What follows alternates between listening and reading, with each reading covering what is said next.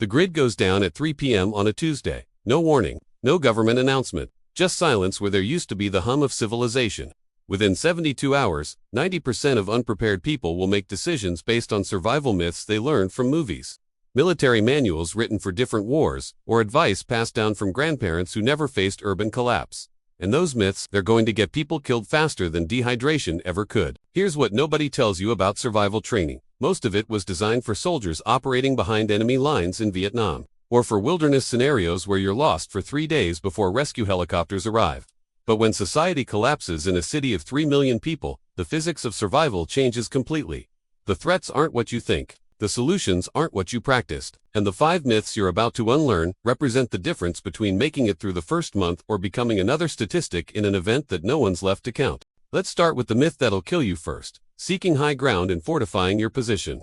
Every prepper forum, every survival manual, every tactical course teaches you to get 2 elevated defensive positions. Find a hilltop, secure the perimeter, create choke points. It sounds brilliant until you understand basic thermodynamics and human psychology during mass panic. High ground in an urban environment means you're visible to every desperate person within a 3-mile radius. It means you're burning calories climbing stairs in a world where food becomes the only currency that matters. Most critically, it means you're away from the 3 resources that actually determine survival in collapsed cities: water infrastructure, underground shelter from the elements, and the ability to move unseen. The brutal truth: in the first 2 weeks of societal breakdown, the survivors aren't the ones defending rooftops like action heroes. They're the ones who understand that basements, subway tunnels, and below-ground infrastructure offer thermal regulation, concealment, and access to water pipes that still hold thousands of gallons, even after pumps fail. Elevation gets you killed. Depth keeps you alive. The second myth is even more insidious because it feels so logical. Stockpile food, ration carefully, make it last. Every preparedness guide tells you to store 6 months of freeze-dried meals, to calculate caloric needs, to portion everything like you're on a space station. But here's what changes when the grocery stores are looted skeletons within 18 hours. Food becomes a liability, not an asset. The smell of cooking attracts every starving person within 200 yards. The weight of stockpiled food makes you immobile when mobility is survival. Most devastating, stored food creates a psychological trap where you become defensive, territorial, and stuck in one location while the city burns around you. The actual science of urban collapse survival is this: knowledge of where food exists in quantities too large or too obscure for panicked crowds to find in the first week. We're talking about commercial kitchen supply warehouses, not grocery stores. Restaurant supplier depots with 50-pound bags of rice that require knowing how to break industrial locks. Botanical gardens where 60% of decorative plants are technically edible if you understand which parts won't poison you. The survivors aren't the ones rationing freeze-dried meals in a barricaded apartment. They're the ones who spent the collapse's first 48 hours moving fast, thinking like scavengers and grabbing knowledge-based resources. A commercial can opener that works on industrial-sized containers, a cart that moves silently, and a map of every food distribution point that the crowds will miss because they were not marked with neon signs. Myth 3 will get you killed through sheer arrogance, trusting your ability to purify water using basic filtration. You've got your camping filter, you've got iodine tablets, you've watched the YouTube videos about using sand and charcoal. Congratulations, you're equipped for a camping trip, not for urban water sources that contain industrial runoff, pharmaceutical residue, and biological contamination that makes cholera look like a minor inconvenience. Here's the chemistry that survival courses skip. Most portable filters remove sediment and some bacteria, but they're worthless against dissolved chemical contaminants, heavy metals, or viral loads from human waste that enters water systems when sewage treatment plants fail. The real science: understanding which water sources in an urban environment stay cleanest longest. Deep groundwater access through old wells that predate city infrastructure. The water heater in every abandoned building contains 30 to 50 gallons of water that has been sitting in a sealed, heated environment essentially Swimming pools are chemical soup, but the first-floor janitor closets in office buildings often contain industrial water storage for cleaning systems that most people don't even know exist. And here's the technique that actually works: distillation using salvaged materials, a pressure cooker, silicone tubing from an aquarium store, and a heat source lets you create pure water from almost any source because you're reusing phase change physics. Water vapor leaves contaminants behind. It's slower than filtration, but it actually works against everything that'll kill you, not just the visible threats.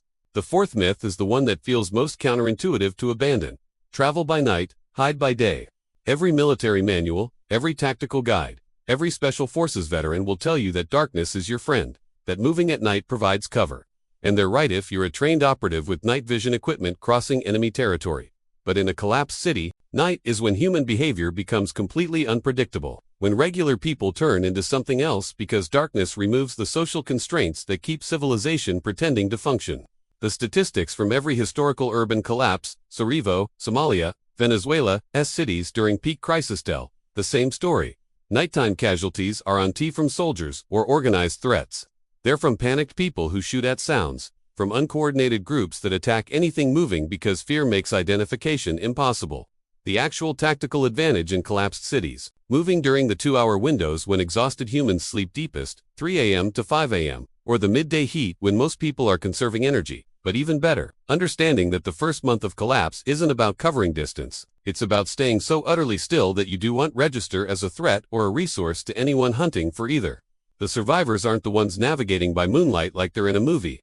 They're the ones who've mastered the psychology of being invisible in plain sight, of moving only when everyone else's decision-making capacity is at its lowest. And here's the fifth myth that will destroy you not through action but through inaction, believing that maintaining hope and positive thinking gives you an edge. Every survival psychology course, every motivational framework, every resilience training program teaches you to stay positive, to believe in rescue, to maintain hope as a psychological anchor. It's beautiful advice for someone lost in the wilderness waiting for a search party. It's a death sentence in societal collapse. Because hope makes you wait. Hope makes you believe systems will restore. Hope makes you burn through supplies expecting things to normalize. The brutal mathematics of collapse scenarios is this. The window for effective action is roughly 96 hours. After that, every resource is contested, every safe route is discovered. Every obvious solution is exhausted by thousands of others who had the same idea. The psychological edge isn't optimism. It's accepting, instantly and completely, that the world you knew ended the moment the systems failed. It's making decisions from a framework of permanent change rather than temporary disruption. The people who survive aren't the ones who kept hoping for rescue. They're the ones who understood within 6 hours that rescue wasn't coming, that this was the new permanent reality, and who acted with the brutal clarity that comes from accepting extinction-level stakes. This is your reality check. When the collapse comes, you won't have time to unlearn everything that training taught you. The myths will feel safer than the truth because they're familiar, because everyone believes them, because abandoning them feels like giving up. But survival isn't about comfort. It's about physics, chemistry, and the cold mathematics of who makes it and who doesn't. The difference between victim and survivor isn't gear, supplies, or physical fitness. It's the willingness to abandon beautiful lies for ugly truths before the crisis forces you to learn them the hard way. Prepare differently. Think like the city itself, not like the movies told you. Because tomorrow, those myths could cost you everything. Claude is AI and can make mistakes.